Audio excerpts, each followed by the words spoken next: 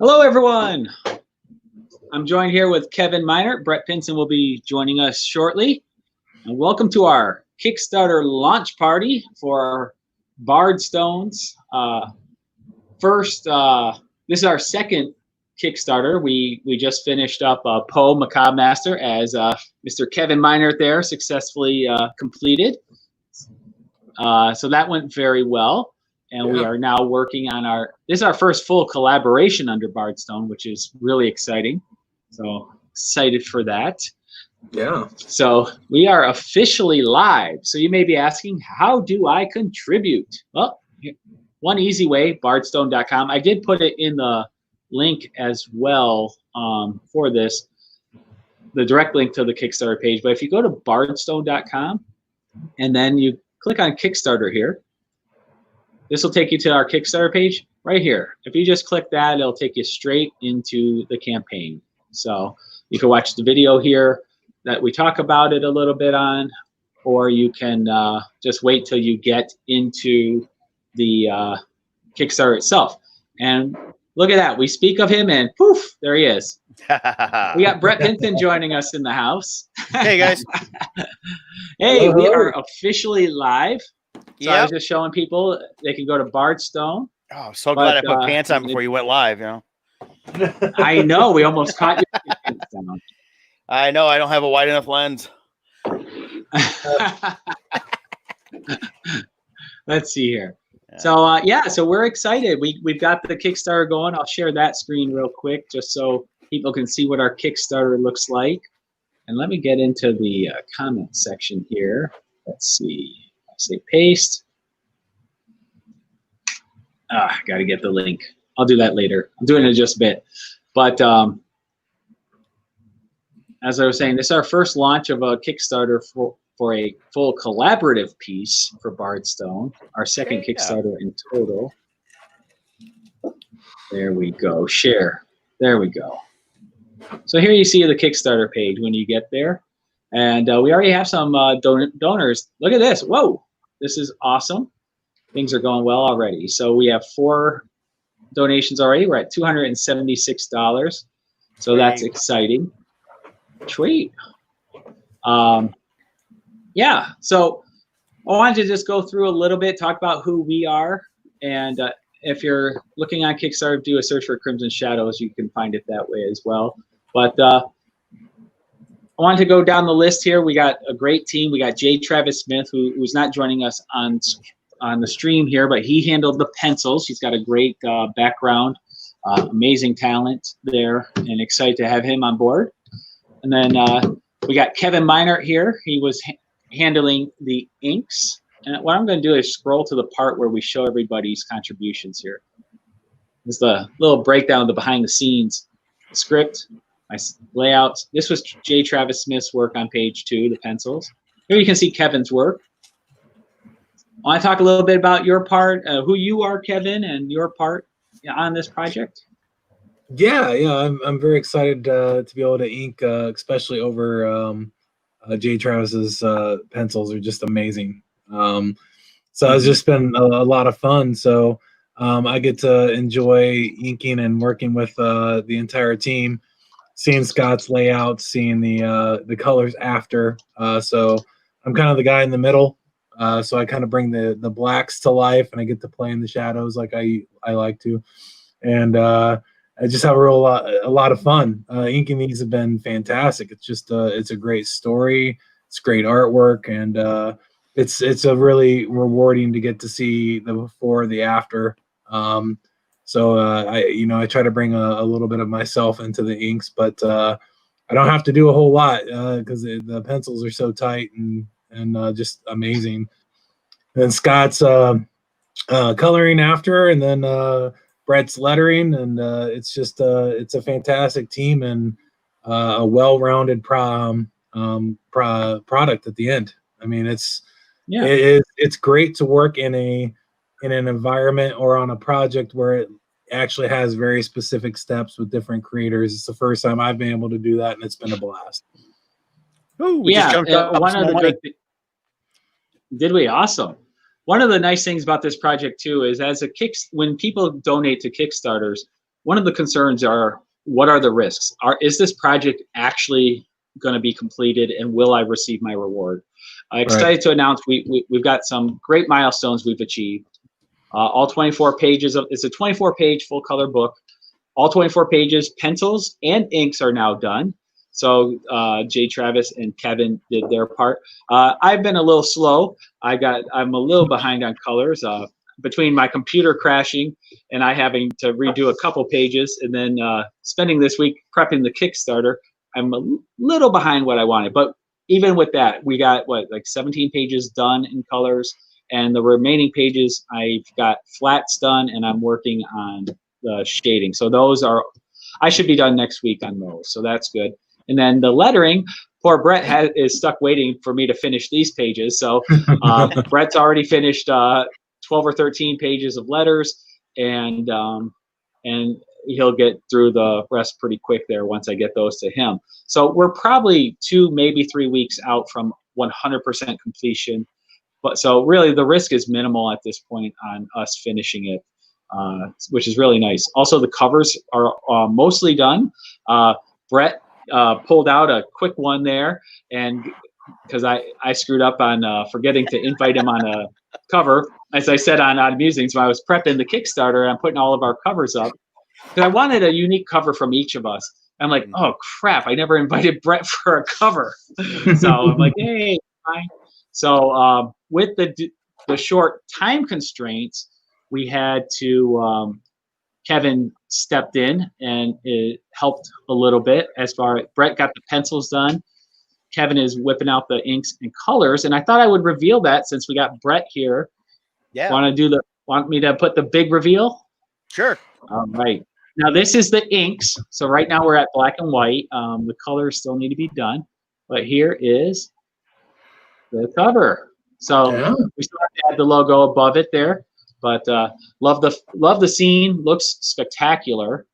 And Kevin did a great job. Yeah, I had so much of what I didn't do in pencils to really flesh it out, because I really spent just a couple hours roughing it out yesterday, just trying to get something done. And I messaged Kevin and said, "This is what I'm thinking, and have fun." And you knocked it out of the park, dude.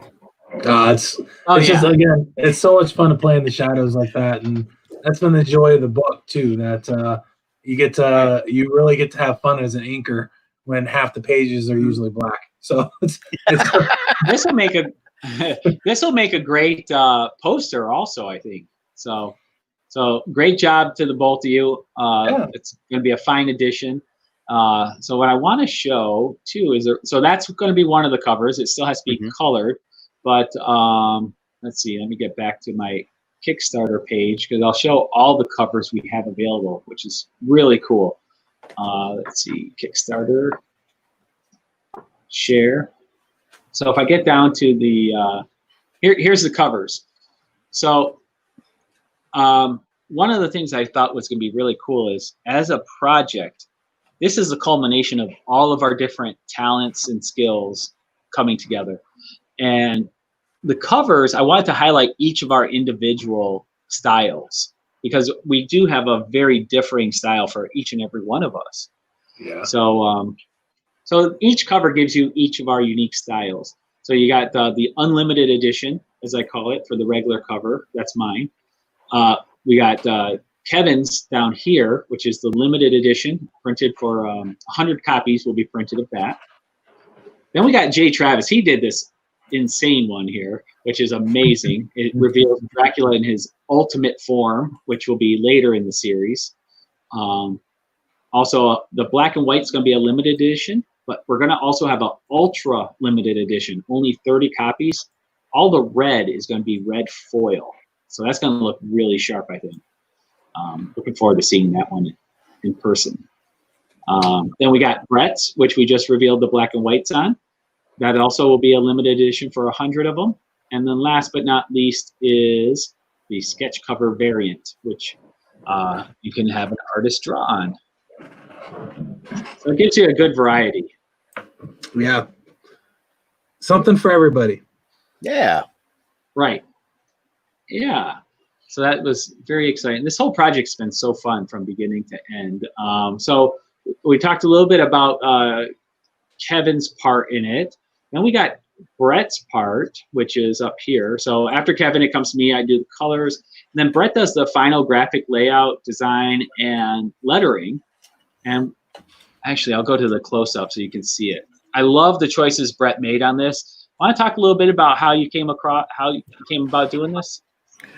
Well, as I was reading through the script and kind of getting a feel for the what I was going to do with the lettering and that, wanted the dialogue to really enhance everything that was going on visually. And by taking Julius' character there and giving his font kind of a creepy look to it, added some to it. I used it also for Dracula because it shows the symbiotic relationship that they have. And so when you see theirs, they have that different script like that. His is Dracula's is all red with the different boxes, because even off screen when we don't see Dracula, that way it shows who's actually talking. And adds more to the storytelling on that. And with the lettering of the bubbles, I did everything at an opacity of about 80%. So that way the background still shows through it. So it doesn't block any of the artwork as much as I had to. You can still read it, but you still see the lines, because the lines that Jay Travis did are great. The inks from Kevin have been phenomenal, and the colors that you've been doing great. I don't want to take away from any of that by having it blocked out by dialogue. So that's kind of the choice I did there. And as the pages go on, you see there's a different font for basically normal humans versus what the creatures have. Right. Yeah. When you first turned this in, I was like, wow, that's way better than I imagined it would be. And it's unique. So very unique. And that was something I was trying to be different than normal just lettering, because a lot of lettering can be, very the same regardless what you do. And I wanted to have its own spin and throw a little bit extra into it that added to it. And especially it really came out with starting off the very first page and doing the red lettering, which red for Julian when it's just thought dialogue. And then that's what it would also translate into to Dracula, and then again added to the symbiotic relationship of the two and how it mimics each other. Right. Yeah, great job on that there. And then I went there. Here's another sample page I put up. This was a beautiful 2-page spread that J. Travis Smith came up with that shows the flashback. So here we see the main character, Julius. A revelation is occurring in the scene, and we get a flashback memory that hits him of when he had a happier life and the transition point of that happy life there. So that was a lot of fun to do there. Yeah. Good times. So let's take a look at this. So let's get to the top here. So right now, let me refresh it. So there we go. So we're at $324 for backers, 28 days to go. The timing of this, this goes up through July 15th, I think it is. Let's see. Let me double check that. Yep, July 15th. It's the Wednesday after Tampa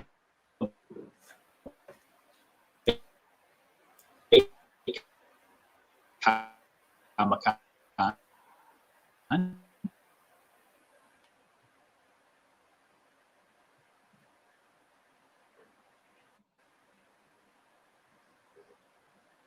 I think Scott froze. I think Scott froze. Final pushes Tampa. He sounds like a malfunctioning droid. Yes. So. Well, we can keep talking about everything. So yeah, there we go. Scott's back.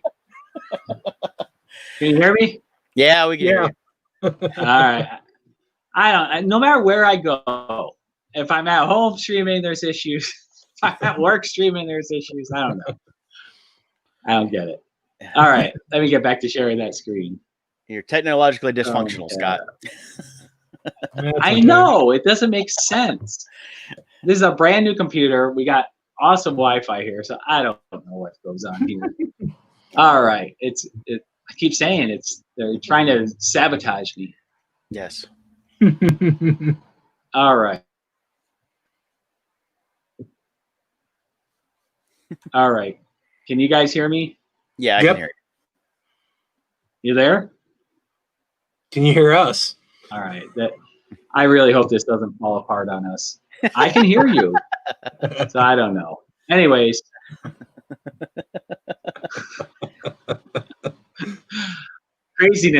Craziness. What were we even talking about? I forget now. Can you hear me? Yeah, I forget where you're. I think you're going back to show the other rewards other than the covers. Thank you. Let's see if this works. For some reason, internet is losing signal. All right, let's try it.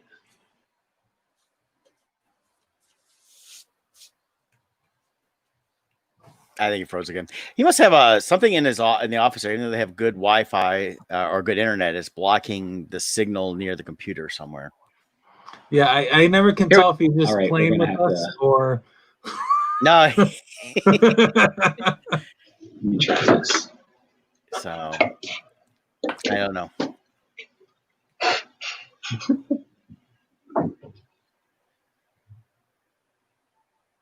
But well, for those watching that, I mean, the Bardstone, as you see the logo in the corner there, this is our second Kickstarter, and really excited about this. I'm excited about everything we've been doing on this one here because it really has been coming together good. I think Scott's trying to figure it out. So let's try this. I switched to a different Wi-Fi stream, so hopefully this will do it. Does it feel better right now? At least, is it still interrupting on your side? No, you're moving. Yeah. So the out of sync we have to figure out at another time. So yeah, I know that's another time. All right, so for the rewards, for $10 you can get the unlimited cover. That's just the basic cover there, or you can get a blank sketch cover and then hire whichever artist you want to do original hand-drawn art, and we can arrange that later. For $10 or more, you can get any of the metal prints, 4x6 metal prints. These are always popular. And we have one of each cover by each of us here. So that's nice. For $12, you can get any of the 3 limited editions. You got the one by Kevin, the one by J. Travis Smith, and the one by Brett Pinson. Once again, those are limited to only 100 total copies. For $20, you pick 2. Anything in the $10 or $12 rewards, you can pick any 2. The Crimson Tee Shadow. I'm excited for the tee. What about you guys? I love the T-shirt. Yes, and the thing with that is I was going to mention is we may need to do a reward with. I know there's the whole enchilada, but maybe the T-shirt, 1 print and 1 cover. Yeah. That sounds like a plan. Yeah, somewhere like maybe the T-shirt, $40 or $45 option, whatever it would fit price wise. Right, I like that. Now with this shirt, just to warn people, this is the prototype phase right now. We're working out with details with T-24 to get the file to a print version that works for their side. So we're not sure if this is going to be a 2-color or 1 color yet, and it might be slightly different. But you get the gist of what the final will be. Crimson Shadow Tee. This one's on the ultra limited. That's the one I was talking about with the red foil. That's $30. Only 30 total copies will be printed, and each copy will be stamped with the issue number as far as 1 of 30, 2 of 30, 3 of 30, so on and so forth. So that'll be pretty good. And then we got other rewards here, but the one I really want to point out right now is the early bird special. This is for the first 48 hours. It's a little bit more because it goes till 8 p.m. Friday. And what I'm doing there is the 4x6 inch sketch cards that we have. I normally charge $20 for those.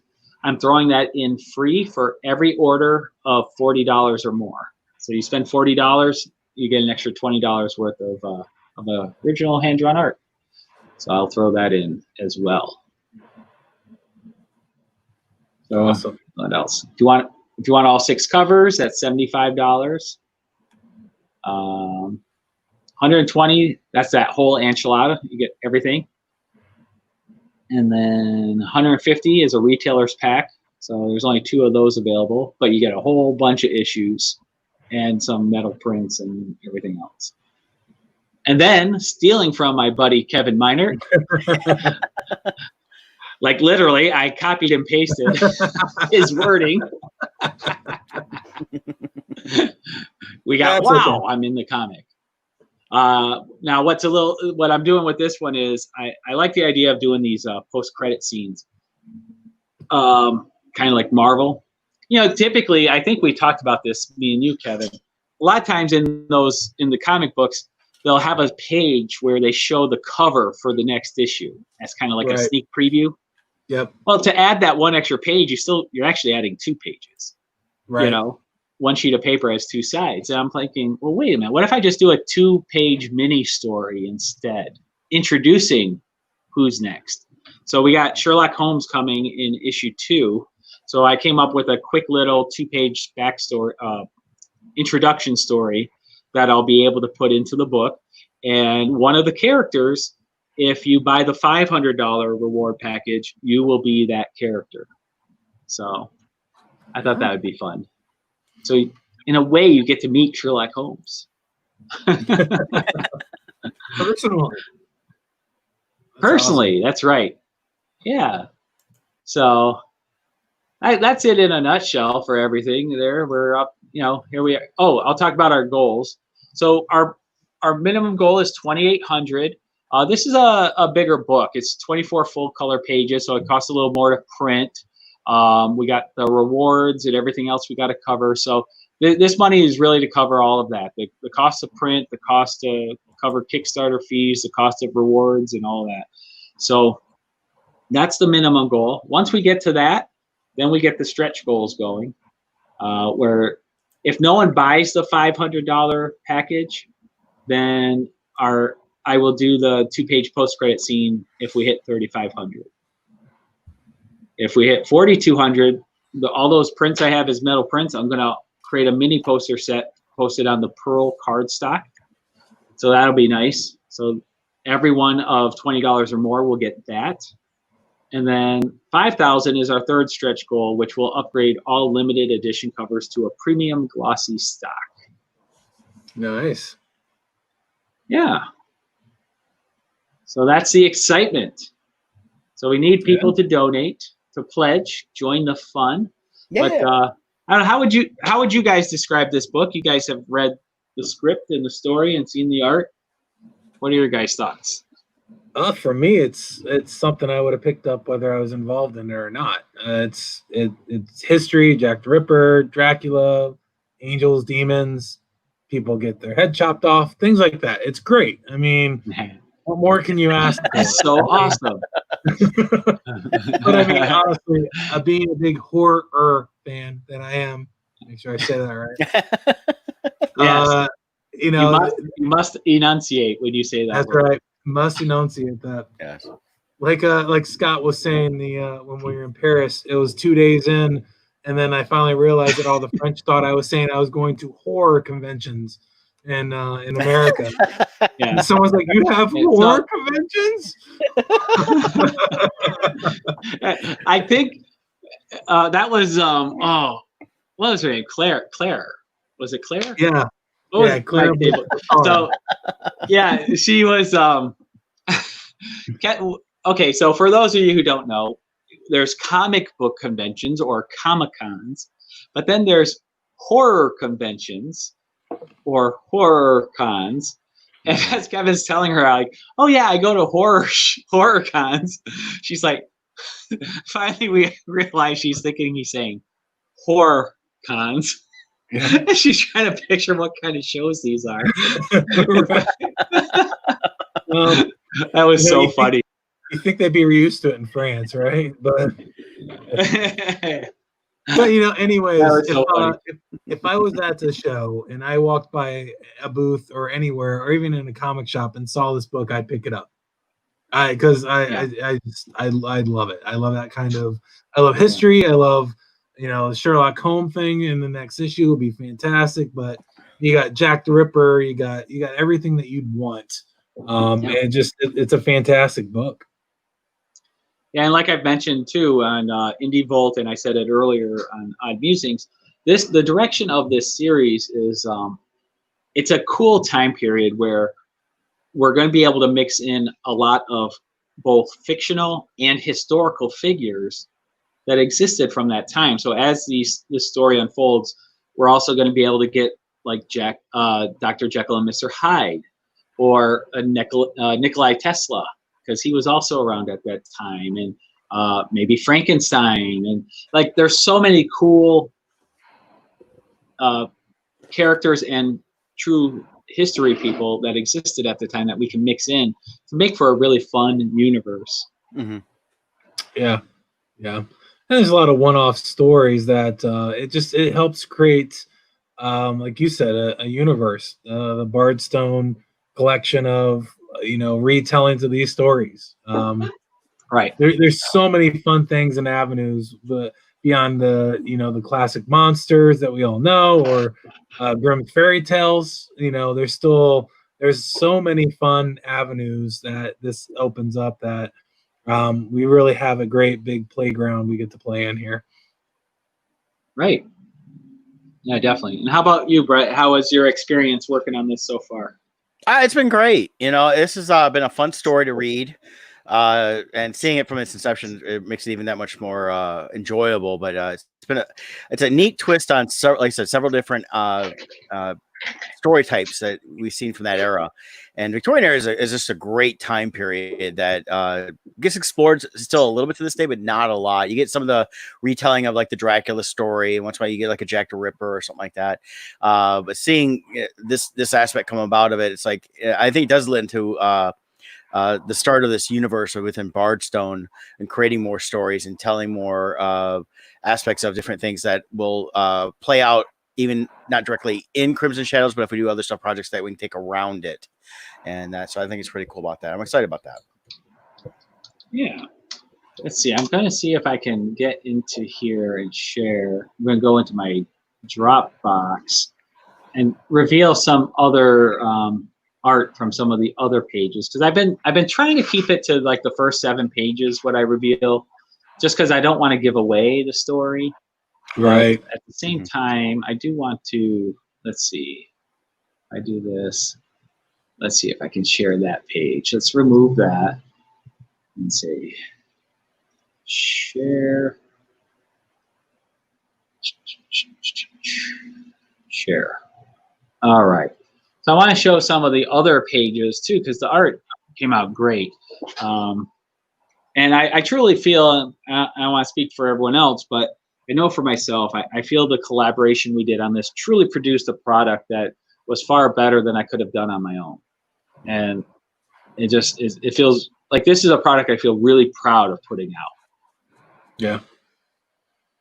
Yeah, it's being able to have everyone's little creative touches add to everyone's own creative ideas just really adds to the story and just adds to the quality of the project. Yeah, I agree. Let's see here. So here's some of the pages here that you'll see. I'm not going to get into the context of the pages because I don't want to reveal the story too much here. I just want to show you it was a fun book. We joke because there was a number of bedroom scenes here. So lends to the horror book of it. No, yeah, exactly. Right? Exactly. So, yeah, if I don't have to draw those bedposts anymore, I'll be happy. Yeah, when I was writing issue 2, which I've got the story written out in the rough draft form. I'm working on the final, so I'm already moving forward on issue 2. There were a couple scenes where I got to, I'm like, oh no, I'm not going back in the bedroom. Got to find a different room in the house for this to take place. So it was funny.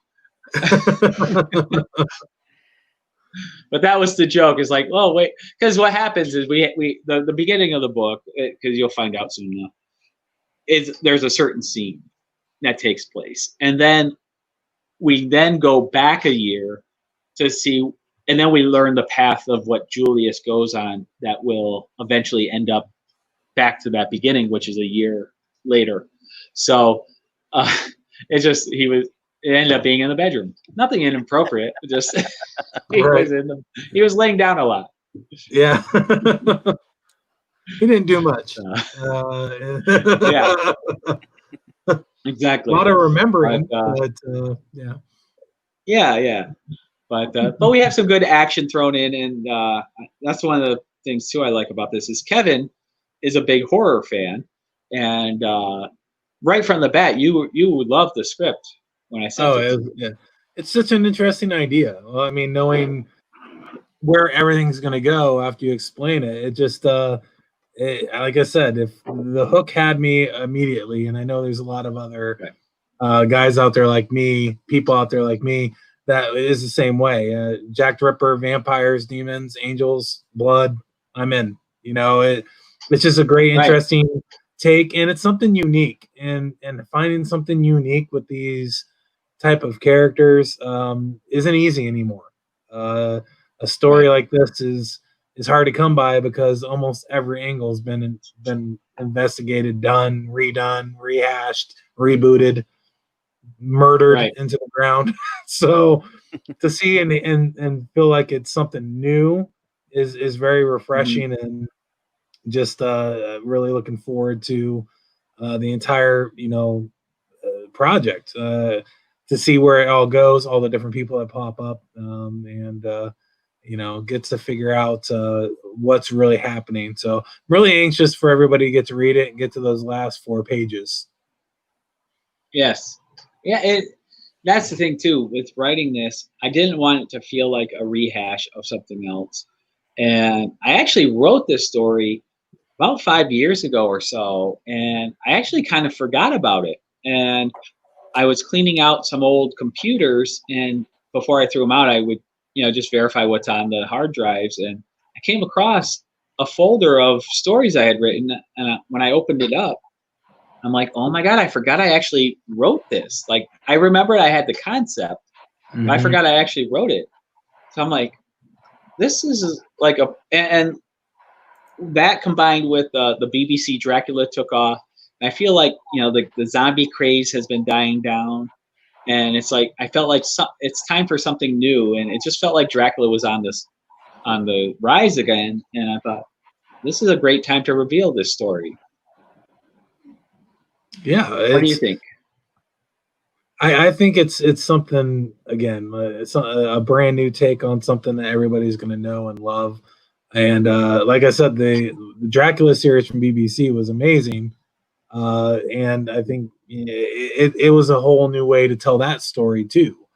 So everyone is going to be drawn to a story that's a unique retelling of anything that involves Dracula, Jack the Ripper, or anything like that. I mean, Brett and I had a long discussion. I remember we were at Universal waiting in line for a ride, and I'm like, well, I'm bored. I can't wait to watch the rest of it. So I'm watching like Dracula while we're walking through the ride, waiting for Hagrid, I think. Yes. Because I'm like, we wanted to talk about it, but I couldn't because I hadn't seen it. So I watched it so we could talk about it. Yeah, we had it ended up being almost at least an hour and a half, almost 2 hours, and it was like halfway through we get inside the building, and it was like I think it's like halfway through almost, and he's like, oh, I can watch it now, and watched it because we had plenty of time, and then we were discussing. That was great. What a great series. Now, do you guys I find it this interesting, from watching the BBC Dracula especially, is the importance of time frame, like what year they're in when it comes to Dracula. For some reason, for me, when it's like the 1800s, I feel bad for all of Dracula's victims and he's a bad guy. But then when they jump to modern times and he's killing people, I'm like, oh, that guy was a jerk. I totally identify with Dracula. I'm thinking, he's not that bad. Because he was going after millennials, right? I mean, what? Right. You're like, I don't think I feel bad anymore. It's just, I don't know. I found that interesting. It's kind of like that meme where it talks about the Ferris Bueller movie, how the different phases of your life. First you identify with Ferris, then you identify with his buddy, and then you identify with the principal. Right. Yeah, that's true. That's very true. I don't know. I actually find Dracula scarier in the 1800s versus modern. It's just, I think nowadays, why is that? I think it just fits the. Well, it's not. I don't want to say it's the innocence. Everybody always say, "Oh, they were more innocent then." It wasn't so much innocent. It was just the horror was different then. And when it comes across to the victims at that time, when you see that time placement there, the way they were, it was they. I explained it in the BBC a little bit better. If you see it, they were. Their faith was a lot different in the 1800s in terms of how many people had faith versus now, and that era, and also the different people that were there. And again, the same thing is too. It's like when they in the BBC when they jumped up to modern times, I was like, yeah, I didn't like that person anyways. Oh, they were a dick. They can go, Right? Yeah, and it's like, oh, she's a whore in this horror story, so she can go. Where a whore in the 1800s, you actually kind of feel bad for her because it's like she had no other options, Good point. Yeah, but I also think it's just the when you're dealing with the 1800s, especially in the film aspect, lighting plays a lot more to it. Because in modern day, it's even when they try to make it dark, you still have a lot more light going on, a lot more modern technologies, the glow of neon to LED screens to whatever, depending on what era they put it in. Yeah, here in more modern times, but back in the 1800s, I always just felt a little more creepier, darker, and it has to do with the shadows and everything. So it's now regarding Dracula's existence, do you think it would be? I think it would actually be easier for him to operate in modern times because if there was a video of him or something, everyone would just think it's fake. Yeah. Oh, that's photoshopped. That's CGI. Nobody can really do that. Yeah. He could probably operate more freely now. Yeah, totally. I mean, he'd fit right in at every Comic-Con. Yeah. He'd fit right in. With cars with that super tinted window, he could avoid the sun. Right. Pretty much have a Dracula right now. Right? Well, yeah, with Tinder is like Uber Eats to him. So which actually that's what he did on the BBC one. Yeah. It was like, right? But didn't he call it fast food? And it was like it wasn't as healthy. Like it was enough to get by, but it wasn't nutritious for him. Right. Yeah. I wonder if like everybody's like blood content having McDonald's and stuff would actually be poisonous to him. Nah, it's all the STDs. He's used to syphilis back then, but everything else that's come out since then, it's kind of like, oh, this really ain't that good, Right. Yeah. Definitely. But so yeah, I know this is our project, Crimson Shadows. So feel free to join in. Yeah, we're already at almost $500. I mean, $500. We're almost at 500. Yeah. Yeah. So that's good. Just to talk a little bit about Kickstarters themselves, I've done 3 other Kickstarters prior to this, successfully launched all of them and got them all out on time. And then, Kevin, you've done 4 or 5 yourselves, haven't you? I think the last one was 6. I think Poe was 6. Yeah. I think. Yeah. Okay. I lose track, and once again, everything was successfully launched, fulfilled. So we're at 100% for our achievement goals. So, we don't like to put things on Kickstarter till they're either done or almost done. We're probably at the 90% mark right now with this book. So it's going to get completed. It's going to be done on time, and you'll have the book soon. Poe Macabre Master that you just finished, they're already at the printer. Mm-hmm. Yeah, the books are already on the way. Nice. Got just waiting for them to show up. So, yeah, it's the biggest thing when I first wanted to do a Kickstarter was I took a lot of time to research and find out, not only what people did that was successful, but what people did that was not successful. And everything I read was, we never got our book. We never got this. It never got completed. It's 6 months late. It's all this. And there's definitely places where, people need to put a prototype out and they have a good idea. And it is going to be something that's going to be a year down the road. But, most of the things I was seeing was, they said the book would be published this year, and it's 6 months later, it's still not printed. So I really made sure to take that to heart and say, you need to get the project to the point where you can get it finished within weeks is really where you need to be when you launch. So, yeah. And even then I didn't realize how much work and effort really goes into just having the Kickstarter run and doing the promotion and just keeping track of everything. It's a full-time job while Kickstarter is going. It really is. So you don't have a lot of time to do a lot of stuff. Yeah, you're doing a solid week of work for the setup. Then you're doing the campaigning, and then when you're done, it's a solid week or two of work. You gotta get everything ordered, fulfilled, sent out. Right. It's a lot of work that I think people don't understand. But it always saddens me when I hear stories of people who've done Kickstarters who blew the money and spent it on other things and did not fulfill their promises. But we fulfill our promises. We have a good track record. So 6-3. So this will be project number 10 between the both of us. And we have come through on every one. So yeah, I think that's important. And Brett, you've got one that's coming up, or one that you're working on? Yeah, I'm working on Boomtown Scabs number 5, and that'll be I think we'll launch it as a Kickstarter. And then it'll also be an opportunity to offer all 5 issues in the series as individual issues. And I'll probably talk to you guys a little more about that later on as we get going on that and finish that up. Kind of considering, it's something a little different is we launched as a Kickstarter, but maybe offer the trade option within it. But I haven't decided on that. I think that might be too much. Just do the issue and then collect it later on. All right. So, but it's one of the things where I have, I got to see how many I have, but I know I have a few hundred of issue 1 still, and they're all first editions.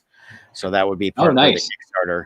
And then, because next year I want to basically just start taking just the trades with those stories I've had for a while, like and the Carl book. This is coming out. This will not be a Kickstarter. This is I had to redo some of the pages. But this is the first print. I got it through Amazon, and it didn't look like it on my end. Once I got the print, I was like, yeah, I got to change the file formats a little bit. So I went back in and with the paper they're using and redo that. So I just submitted that, and I'm expecting new copies to have for Tampa. I'm ordering. So I have 10 at Tampa. I'm only ordering 10 just in case if they don't turn out as good as I want them to, I'll sell them for cost just to get rid of them. But yeah, so this was one of the books that started it off for me in comics. And the neat thing about this trade is if you do buy this, it does have a reprint of issue 1 of Boomtown Scabs in it. So it's a great way to check out the first bits of writing that I did, a little bit of coloring, lettering, stuff like that, as I was just getting started in this industry 15 years ago. Actually, now been 15 years at Comic-Cons, but like 16 and a half years, almost 17 years of actually working on comics. So time flies. Can you believe that? Yeah. My first Comic-Con was 2010 Motor City. So that was my first. I want to say that's about me too. Motor City was my first show. I think it was 09 or that's when I met you. We had done that Alice in Wonderland book. And we never, right. Yep. Yeah. That's how, you and Ashley and Bruce, there, from that book, that was one of the first things I ever did professionally. Still have a lot of long-term friends from that. So some fond memories of that. So doesn't seem like it was that long ago. But. That was historic. But the real meeting for me and you, I mean, we met each other then, but your first real interaction with me was Pittsburgh. Yeah. Hey, come stay in our house. No, I'll sleep in my car. What? Why? I was in my car. Well, okay. I slept in my car, saved money. I said, although if I remember right, that was the next day I heard a lot of drama from you. The next day I think I got food poisoning. I was next. Yeah, you were. You looked like you were dying. Did you go to that Hooters that used to be up the road? No, I forget where we went. But... one of the first Pittsburgh Comic Cons, I think it was 2006. They came around and gave out coupons for Hooters, and so Webcomics, Matt and Trace were there with John and I and a few others. So we went down there, and it wasn't a horrible, but it wasn't. I mean, Hooters is Hooters, but it was like kind of low rung for Hooters, even. So, yeah.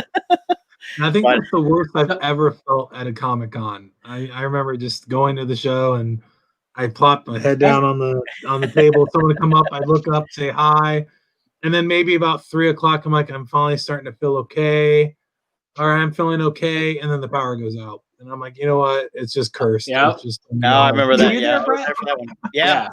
I did Pittsburgh Comic Con starting in 2006 was the first year I did it, and I did it every year until it ended. Which I wish it was still going on. This would have been a great book to have at Pittsburgh Comic Con. People would have loved it.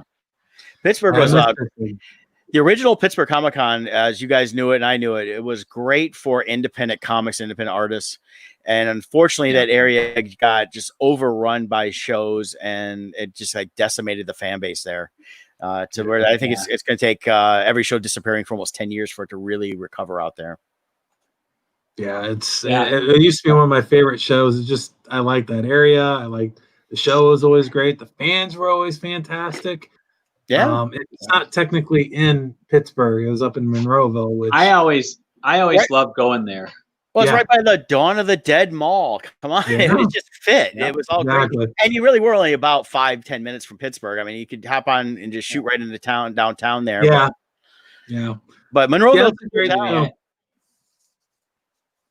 And it's not a bad drive to get out there either. So no. I always enjoyed doing Pittsburgh.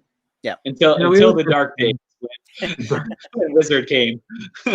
Wizard. Oh god. Do you guys remember when you first two met?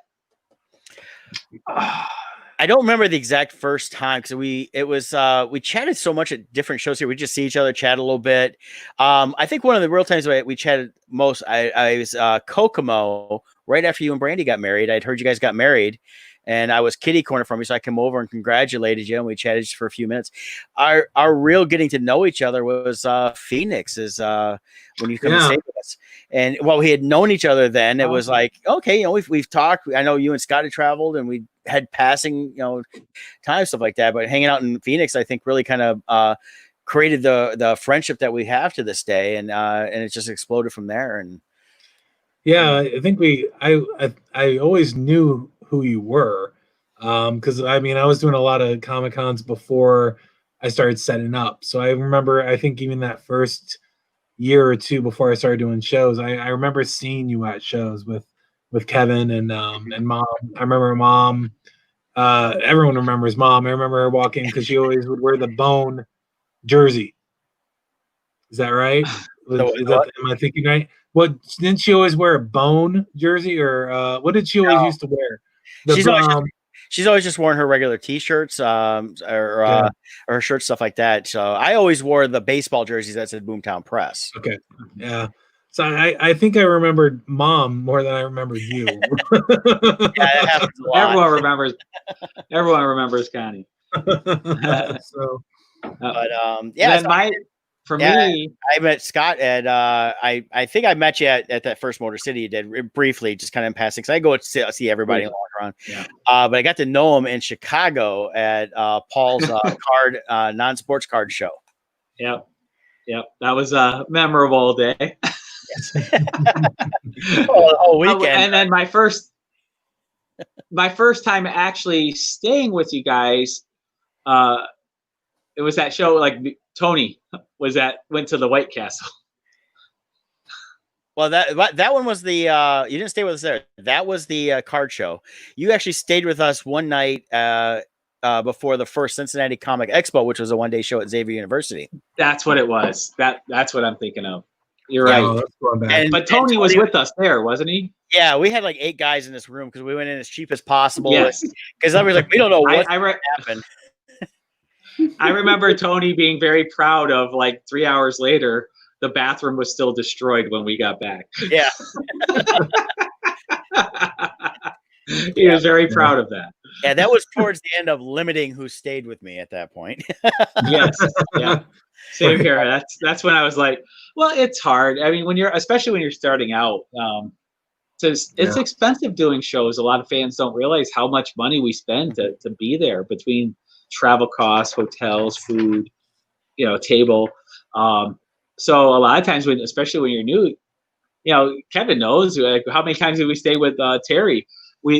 You do a room with 8 different guys. It's not the most comfortable situation.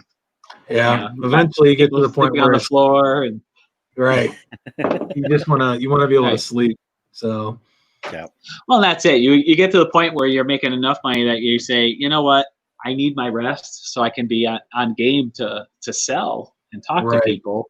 That kind of happened to me about a couple years into traveling with other people. I was like, I gotta rest, guys. So I said, I'm limiting, pay a little bit more, but it was worth it just to get the rest. And actually I saw a change in my shows at that point where I actually started selling more because I wasn't tired at the shows. I also limited the amount of partying, because so many people like to go out and just party the whole weekend. I'm like, I got to make the money. I was trying to make a living at that point. Yeah, exactly. Well, there's that. And then you also factor in the, Brett got me doing this one, is going a day early. You're paying only one extra night of staying there, but that first opening day, you're so exhausted between, how many shows are you driving 6 to 8 hours to get to? You're leaving at 3 a.m. Then you're setting up. Then the show opens up and you're already exhausted. Going the day before, you get everything set up, you get a good night's sleep. It's such a difference in how you do, I think. Yeah. Yeah. Most shows it's a must anymore. It really is.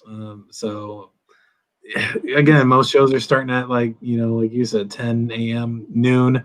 And even if it's only a 3 or 4 hour drive, it's almost better to go up the night before just to get your bearings straight and be able to be rested, like you said, because it's just horrible. And then you never know what's going to happen. Traffic, cars, aliens, coronavirus, murder hornets. You never know what's going to happen. You never know. So far we're up to 8 packers, $624 on this. This is going great. I want to thank all of you who popped in so far, and we're on our way. It's this really is a fun project.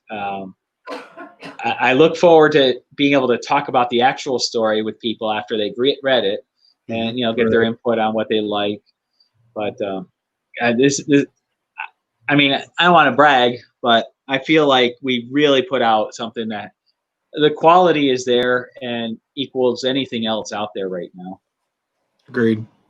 Oh yeah, I think so. Whether they're big or small. Seeing a lot of the independent publishers out there and some of the big ones out there, I think this definitely fits right in with all of them, and really excited about the outcome. Actually excited as we launch into the other books in this series here. It's going to be a fun read for everybody, and I definitely am looking forward to the feedback from people. I mean, I think our first real feedback at a con will be the Cincinnati Comic Expo in September. Right. But when we're at Tampa Bay in a few weeks here promoting this, I'm really excited to see what people think just of the initial concept work that they're going to see, the initial couple pages, things like that. So it's going to be a fun thing to see on that.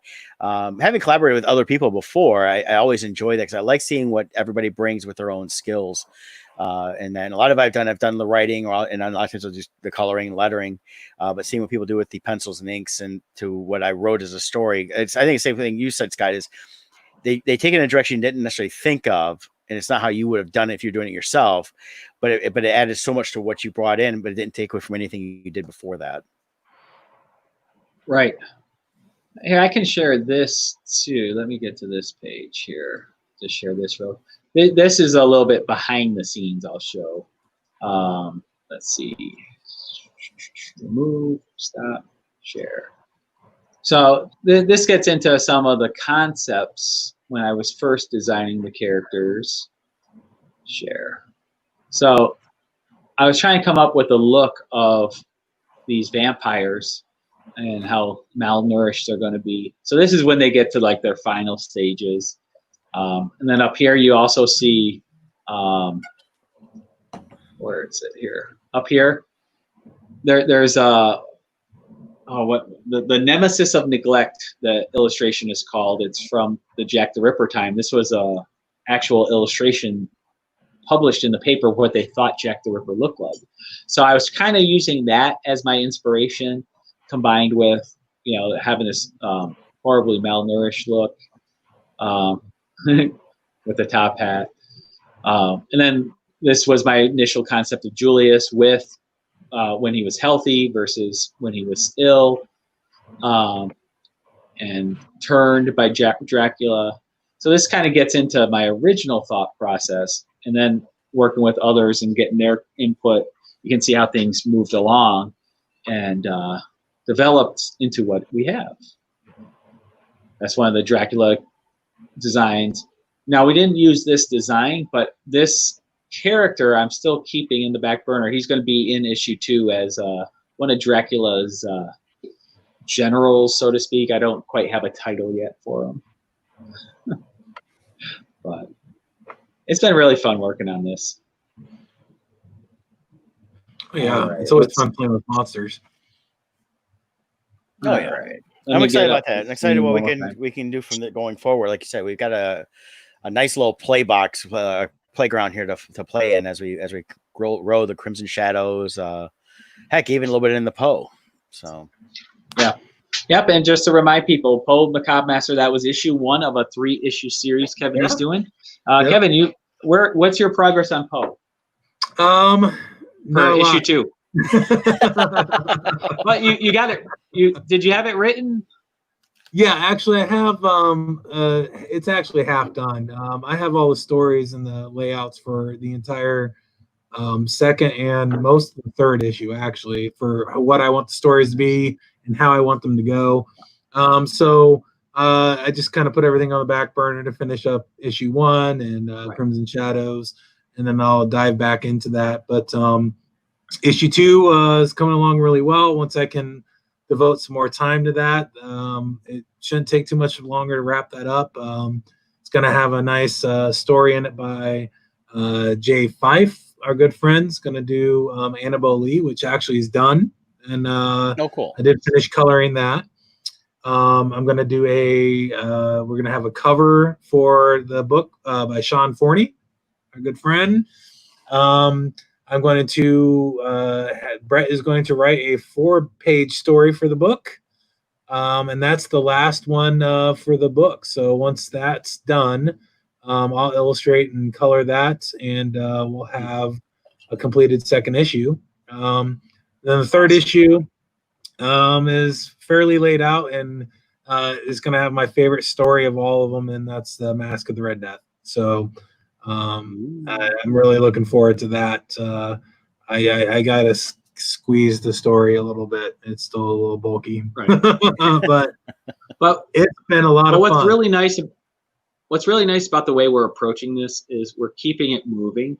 And so often, the hard part about being an independent creator is we're stuck doing these things by ourselves usually. Right. And you release an issue, it might be in a year or 2 before issue 2 comes out. But right. We're really structuring this to keep things moving forward.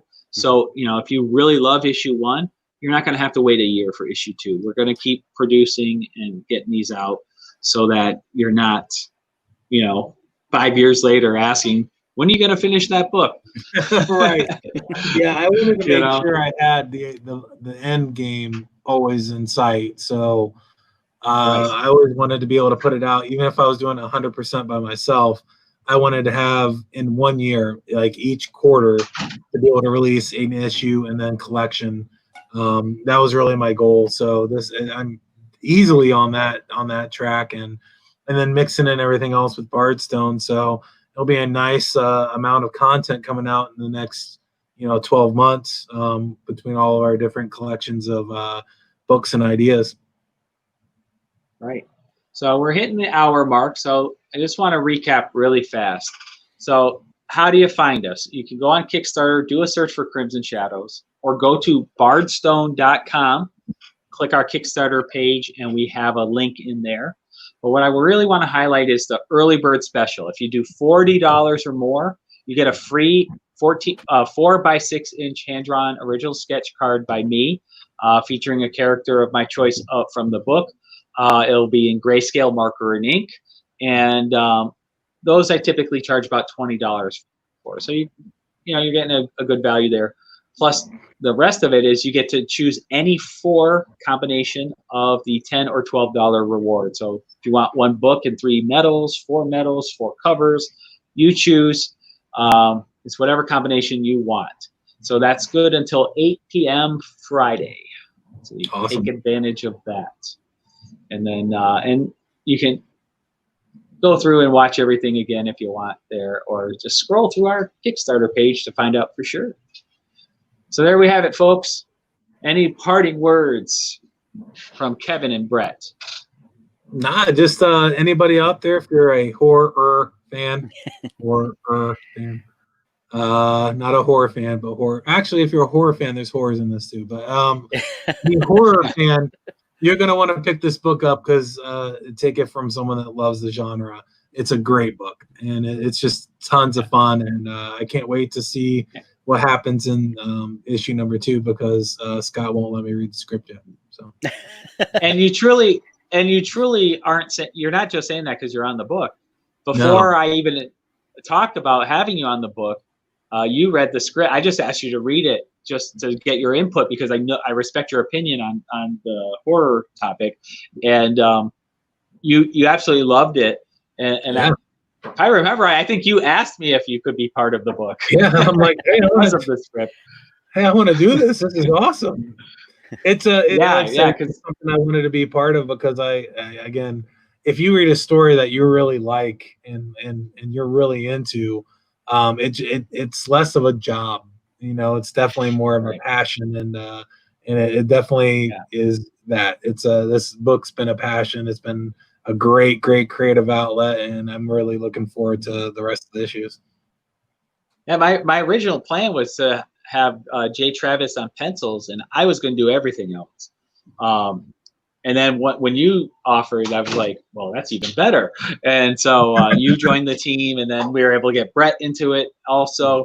And it kind of grew from there because originally I thought I was going to do 100% of everything. And I'm like, I got to outsource at least the pencils. So that's where Jay Travis Smith came in.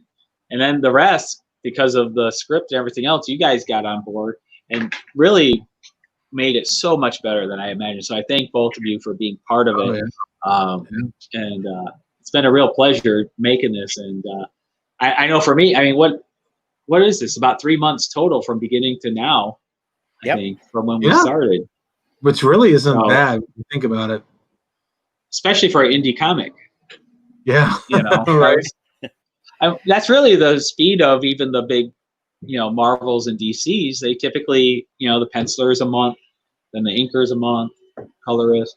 So it's about a 3-month turnaround usually. Yeah. Yeah. So, yeah. Now we can't put out 82 titles a year. We can't do that speed. No, but we're looking at about if you guys 6 or so, and that's not bad. No, it's not. Right. I mean, right now we've got just to recap what we have for Bardstone. We got Poe Macabre Master. We've got Crimson Shadows. Brett's got his Boomtown Scabs going. I've got Emmanuel God With Us. I'm getting back on track with for issue 2. So we got multiple titles right now we're working on. Plus we have ideas for like the Essential, which I plan on releasing next year, and some other items. So we got Oddlands, which we're going to push forward big time after all this also. So it's really exciting. We got, about 6 or so titles that we're looking to move forward on. So, yeah, diversity. So there you have it, folks. Lots of different stories. Oh yeah, because when my stuff comes out, it's not going to be anything like what you guys have been doing. So. Which is good. But that's what's nice. It's we're going to have stuff for all different. We got the intellectual Poe, we got the horrorness of Crimson Shadows, and here comes the cartoony superheroes. and people love cartoony superheroes. Yes, that's right. So that's good. Something for everybody. Definitely. So, what we're asking is for you to just consider checking out our Kickstarter. Scroll through the pages, look at the rewards, and be part of this. It really is a good project. I think you will be very happy with it. and any amount. There's even if you don't want to do a lot of money, you can go here, pledge without a reward. Throw us $1. I'll take $1. But whatever you do, even if you do nothing, please hit, they have these share buttons. Let people know about it, whether you're sharing it on Facebook or going to the Kickstarter and sharing it. Yep. Let people know about us, because the more people that know, the more people can contribute. So that's what crowdfunding is all about. Yep. Let's get the crowd going. Come on now. Get the crowd. That's right.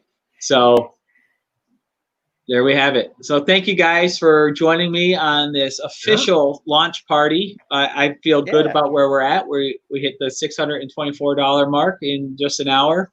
So we're already, 25% of the way? Yep. Something like that. So yeah, so that's good. I'm feeling good about it. And thank you. Thank you. Yeah. Looking forward to it. And are we going to do this like we did Poe? So every Wednesday we'll get on. Well, next Wednesday is going to be a little weird because of traveling. So I was thinking, let's do this Tuesday next week, where we can actually still talk like this, and then we'll figure out the week after, because actually the week after it may be a little weird because of the timing. But we'll figure that out. We'll work on it. Yeah, we might be able to pull that off in Vegas. Well, yeah, because it'll be we'll do like 7 o'clock here, 4 o'clock. Yeah. We'll be by the pool with a beer. We'll be by the pool drinking beer, but we can talk. I like it. It might be a little slower and a lot smaller words, but it'll